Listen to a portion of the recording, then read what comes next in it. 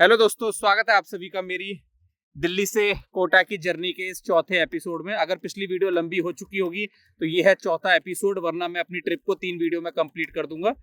जल्दी से बोलता हूँ क्योंकि बारिश आ रही है। वैसे तो इतना मौसम नहीं हो रहा बारिश वाला, लेकिन ये जो बादल आपको देख रहे हो ना, यही बारिश कर रहा है। तो ये है सीन। अभी मैंने जस्ट क्रॉस किया है सवाई माधोपुर वाला इंटरचेंज। अब बढ़ते हैं दौसा की तरफ। मैं हूं अभी किलोमीटर 291 पे। सीएनजी भरवाई जाएगी अगर मिलती है तो किलोमीटर 191 पे जो रेस्टोरेंट सर्विस एरिया है उसमें।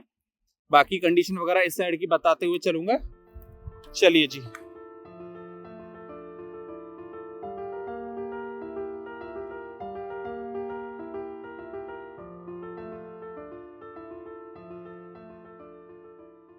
सवाई माधोपुर इंटरचेंज से गुड़गांव की तरफ पहला रेस्टोरेंट सर्विस एरिया आ रहा है, जो है आई थिंक किलोमीटर 275 पे 275 पे मान लो आप। तो मैं यहाँ कंफ्यूज हूँ कि खाने जाऊं क्या नीचे ना जाऊं। मतलब खाने क्या, बर्गर किंग से 1-2 बर्गर उठा के लाऊं कि ना लाऊं, क्योंकि इसके बाद तो आई थिंक किसी इतने अच्छे पे है नहीं। जो दौसा वाला है वो भी इतना अच्छा नहीं है। सबसे अच्छा है 125 किलोमीटर पे जो है। देखता हूँ सही लगा तो उठा के ले आऊंगा। बाकी यहाँ पे दोनों तरफ फ्यूल स्टेशन है।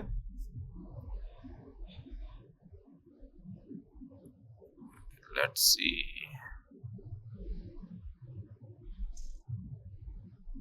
क्योंकि भूख के मारे हालत खराब हो जाएगी। दोनों तरफ बर्गर किंग है। दूर से ये बर्गर किंग ऐसा लगता है जैसे इंडियन ऑयल का लोगो है। चलिए दोस्तों, बढ़ते हैं आगे। पेट पूजा के लिए सामान उठा लिया गया है, क्योंकि यार नहीं उठाता ना, भूख लगती रहती है और ड्राइविंग करने में मजा आता नहीं, परेशान होता रहता। ये वाला रेस्टोरेंट सर्विस एरिया बेसिक है। मेन इसमें सिर्फ बर्गर किंग है जैसा मैं आपको बताया। बाकी ये है एक छोटू मोटू रेस्टोरेंट, नाम ही यही है। ओपन तो है। बाकी उधर हो गया अपना फ्यूल स्टेशन। वॉशरूम भी नॉर्मल है यहाँ पे, जैसे किलोमीटर 125 पे एकदम मस्त लग्जरी वाली फील आती है, वैसा नहीं है, एकदम बेसिक है। यहाँ पे स्टेशन में सीएनजी वगैरह कुछ नहीं है, सिर्फ पेट्रोल और डीजल ही मिलेगा। और ईवी चार्जिंग अभी तो नहीं है, यहाँ पे ईवी चार्जिंग का ऑप्शन नहीं है। चलिए कनेक्ट होते हैं एमसीडब्ल्यू में और बढ़ते हैं आगे।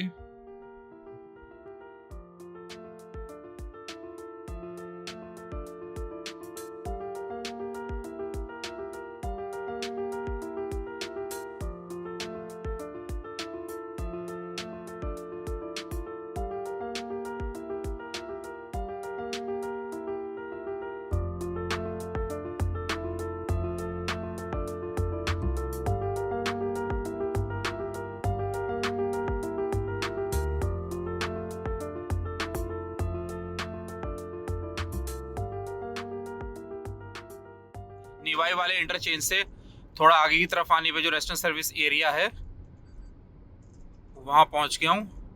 यहाँ दोनों साइड में है जियो बीपी के फ्यूल स्टेशन। हाँ, छोटा साइज के हैं जो फ्यूल स्टेशन है, मतलब जो पूरा रेस्टोरेंट सर्विस एरिया है। खाने के ऑप्शंस हैं जो खुल रहे हैं अभी धीरे धीरे, ज़्यादा नहीं है। बाकी ईवी चार्जिंग की भी सुविधा है। कंडीशन की बात करूं तो मुझे अभी तक सिर्फ एक ही पैच मिला है जो ज़्यादा ख़राब था।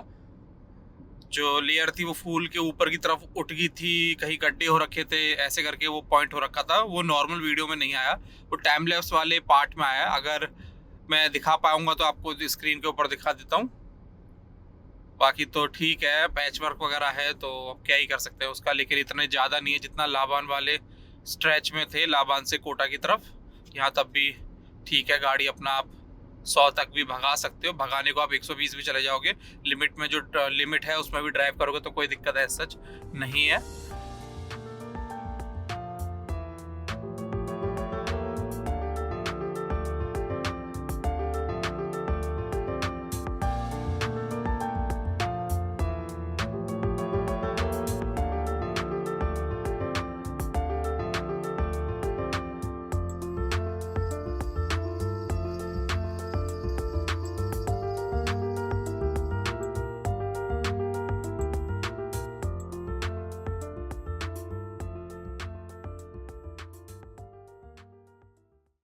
किलोमीटर 220 पे पहुंच गया हूँ।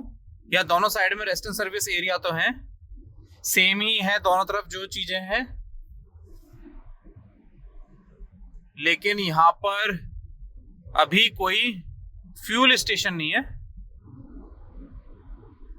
एक इधर भी ये कुछ ओपन होने वाला है, हवेली रेस्टोरेंट। चलिए बढ़ते हैं आगे, तकरीबन 30 किलोमीटर और चलना है, उसके बाद भरवाई जाएगी सीएनजी अगर मिलती है तो। टाइम हो गया 6:14 और कोटा से सीएनजी भरवाने के बाद मैं 205 किलोमीटर चल चुका हूँ।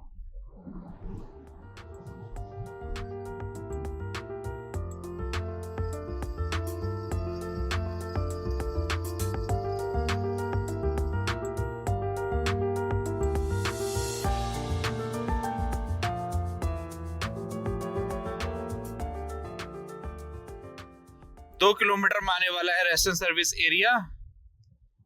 गाड़ी लग चुकी है पेट्रोल पे, बस अभी लगी है हार्डली 1 किलोमीटर पहले। तो आप मान सकते हो 226 की इसने रेंज निकाल दी है। जिसपे जब मैं शूट कर रहा था तब मैंने 2-3 बार गाड़ी खड़ी करी। उसके बाद जब मैं वेस्टर्न सर्विस एरिया में बर्गर किंग पे रुका तब मैंने गाड़ी खड़ी करी है। वहां पे 15-20 मिनट तो वहां पे भी लग गया, तो टोटल 25-30 मिनट गाड़ी खड़ी हुई है। अगर इतनी खड़ी नहीं होती तो 10-12 किलोमीटर 15 किलोमीटर शायद और चल जाती। तो वही है कि भाई मैं अकेला हूँ और 85 पे क्रूज कर रहा हूँ, भगा नहीं रहा हूँ। अगर आप गाड़ी ऐसे चलाओगे तो माइलेज तो भाई निकलनी ही निकलनी है। 195 पे है ये रेस्टोरेंट सर्विस एरिया। यहाँ पे ऑफलाइन सीएनजी है, मतलब जो ट्रक के ऊपर सिलेंडर लोड होके आते हैं उस तरीके से दोनों तरफ ही है। ओ उस साइड में मैकडी आ गया, हाँ जाते टाइम मैंने देखा तो था। बाकी यहाँ पे दोनों तरफ ही खाने के ऑप्शंस भी है। गाड़ी लगाई जाए, यहाँ से तो नहीं जाएगी।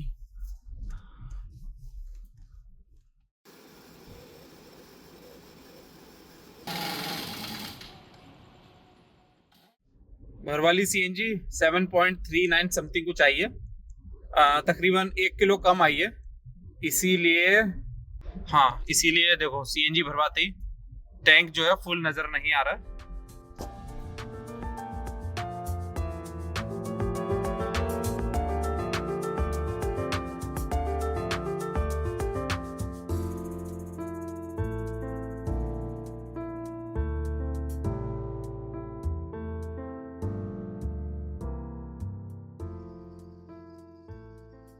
दौसा वाले इंटरचेंज पे पहुंच गया हूँ, जो है नेशनल हाईवे 21 के साथ, यानी आगरा जयपुर हाईवे।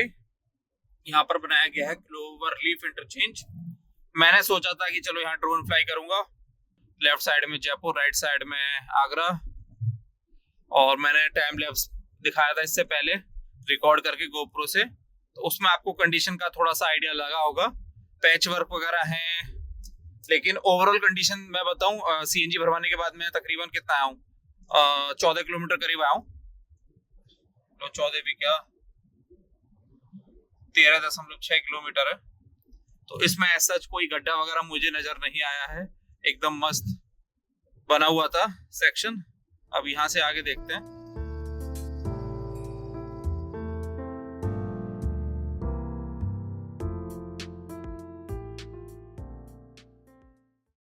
दौसा इंटरचेंज पे पहुंच चुका हूं और यहाँ पे मैकडी तो है, लेकिन ये मैकडी बंद पड़ा है। काफी टाइम से मैं इसको देख रहा हूँ, ये बंद पड़ा हुआ है। बाकी बीकानेर वाला है, और भी ऑप्शंस यहाँ पे हैं, सबवे है, ओल्ड राव है जो दोनों तरफ है, बाकी सीएनजी भी आई थिंक यहाँ पर है, लेट्स सी, यस सीएनजी भी है यहाँ पे। तो ठीक है, ये वाला तो वेस्टर्न सर्विस एरिया ठीक है, लेकिन यहाँ पे कम ही भीड़ रहती है क्योंकि मैक्सिमम ट्रैफिक जो है इस पर से जयपुर की तरफ डाइवर्ट हो जाता है।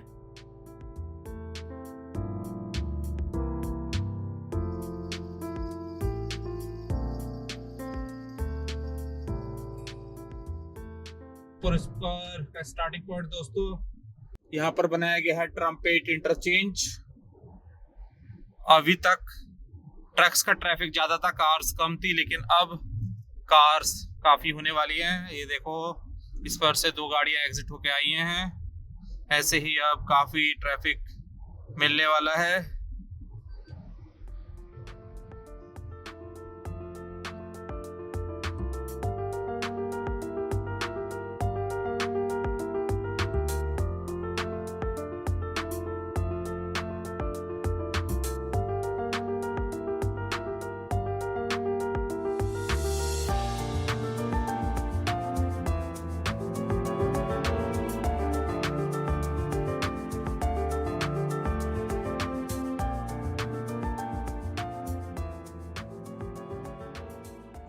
अंधेरा होना स्टार्ट हो गया है। किलोमीटर 148 पे पहुंच गया हूँ। लेफ्ट साइड में है रेस्टोरेंट सर्विस एरिया, मतलब राइट में भी है, लेकिन राइट साइड में तो अभी डेवलप हो रहा है। वहां पे उस साइड में तो कोई फ्यूल स्टेशन नहीं है, लेकिन इस साइड में फ्यूल स्टेशन आ चुका है। सीएनजी आई थिंक यहाँ नहीं है, और खाने के थोड़े बहुत ऑप्शन है बस, और कुछ यहाँ पे नहीं है अभी।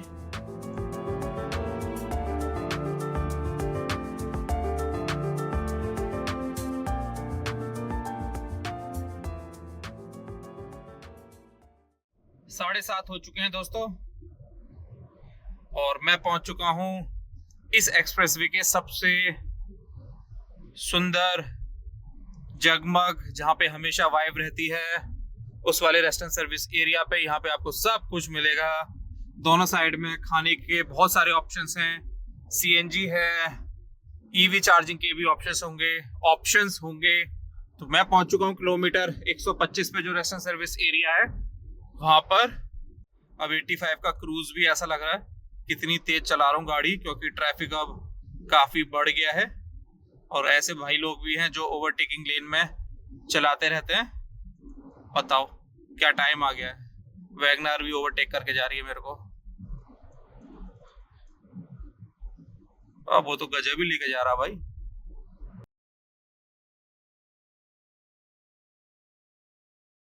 समझ में नहीं आ रहा है बैरिकेडिंग क्यों हो रखी है। अभी पीछे की तरफ भी थी, ओके समझ में आ गया।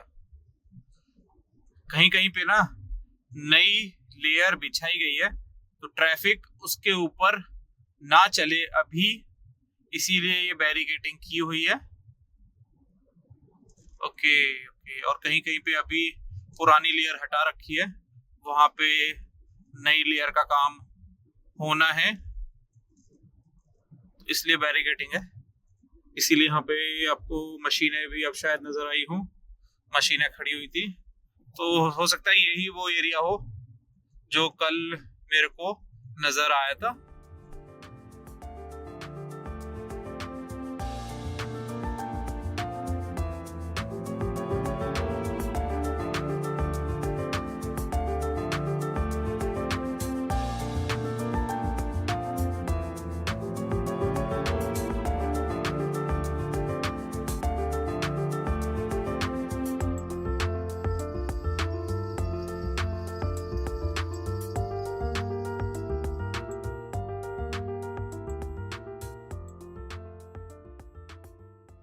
सवा 8 होने वाले हैं, और सीएनजी जो भरवाई थी पिछली बार उससे मैं 125 किलोमीटर चल चुका हूँ। सामने आ गया है ऑपरेशनल कैटेगरी का second last restaurant service area. यहाँ पे सीएनजी भरवा लेते हैं क्योंकि घर का डिस्टेंस अभी भी 128 किलोमीटर है, तो घर तक पहुंचते पहुंचते खत्म हो जाएगी, क्योंकि आगे तो भाई इस स्पीड से नहीं चलेगी तो जो रेंज है वो कम होती चली जाएगी। तो मैं नहीं चाह रहा पेट्रोल पे ज़्यादा चले। इस ट्रिप पे बहुत ही कम चली है पेट्रोल पे, सीएनजी मेरे को मिलती रही है और मैं बैक टू बैक भरवाता रहा हूँ। मैकडी, इसमें तो लाइट जल रही है, इसका मतलब ये तो ऑपरेशनल है। मैं इस वाले रेस्टोरेंट सर्विस एरिया में पहली बार जा रहा हूँ। शीशा गंदा हो रखा है इसलिए आपको अच्छे से नजर नहीं आ रहा है। मैकडी अच्छा इसमें पीछे की तरफ है हाईवे हब जो अभी बन रहा है। इसके अलावा क्या है यहाँ पे, भैया रुको, ओके यहाँ पे भी छोटे छोटे ऑप्शंस हैं और केएफसी है। सबवे में तो लाइट नहीं जल रही है। थर्ड वेव कॉफी हो गया और अच्छा ये था ओल्ड राव होटल यहाँ पे भी है और जगत ढाबा भी है यहाँ पे। कहाँ गया ये रहा। बस सीएनजी की लंबी लाइन ना हो। लाइन तो ज्यादा लंबी नहीं है, टोटल 3 गाड़ियां हैं मेरे आगे। चलिए दोस्तों चलते हैं। 3.90 kg आई है और मैंने ग्लास साफ कर दिया है। अब आपको थोड़ा सा अच्छे से नजर आ रहा होगा। और इस वाले RSA में यहाँ पे EV चार्जिंग का भी ऑप्शन है। आई थिंक चल तो रहा है। अभी एक भैया चार्ज कर रहे थे अपनी महिंद्रा की EV को। हम बढ़ते हैं अपना आगे।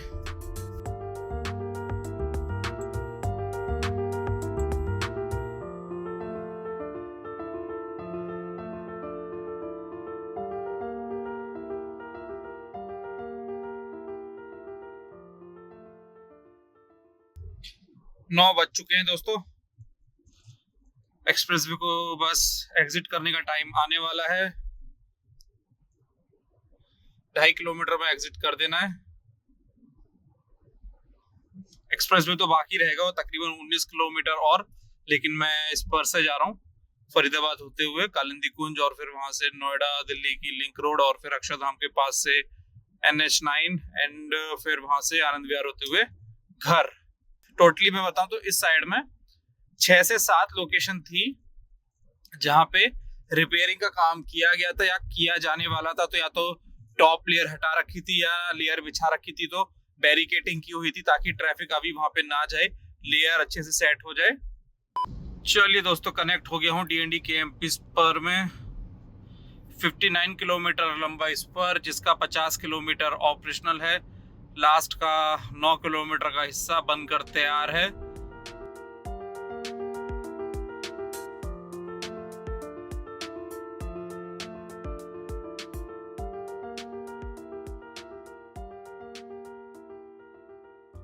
फरीदाबाद सेक्टर 65 पहुंच गया हूं, यानी चैनी 33। इस साइड में बन रहा है जेवर लिंक एक्सप्रेसवे। सामने भी आपको उसका एक रैंप बनता हुआ नजर आ जाएगा। अब मैं DND KMP के स्पर के पैकेज 3 से 2 में एंटर कर रहा हूँ। 3 की कंडीशन एकदम मस्त थी।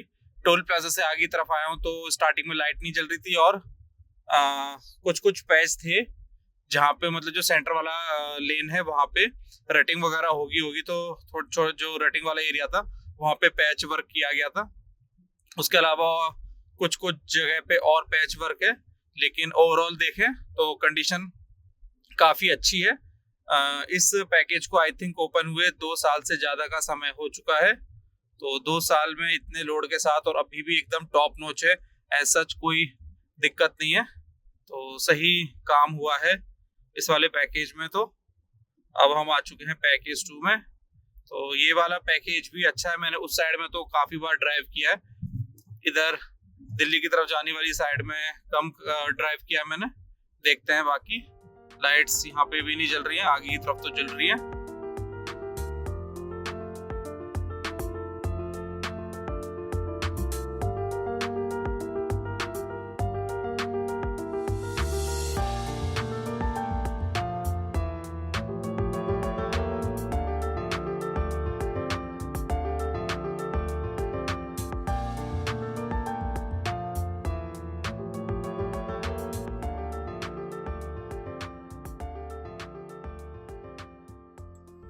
पैकेज 2 से पैकेज 1 में एंटर कर चुका हूँ और पैकेज 2 क्या बना हुआ है यार, एकदम मस्त कह सकता हूँ। मक्खन या मक्खन से हल्का सा नीचे, इतना अच्छा बना हुआ है। मेन कैरेज वे की बात कर रहा हूँ। हो सकता है सर्विस रोड खराब हो रखी हो, लेकिन मेन कैरेज वे पे ही मैंने ड्राइव किया, उसी के बारे में बता रहा हूँ। मजा आ गया ड्राइव करके। अब एग्जिट करते हैं आगे, एग्जिट बन गया है।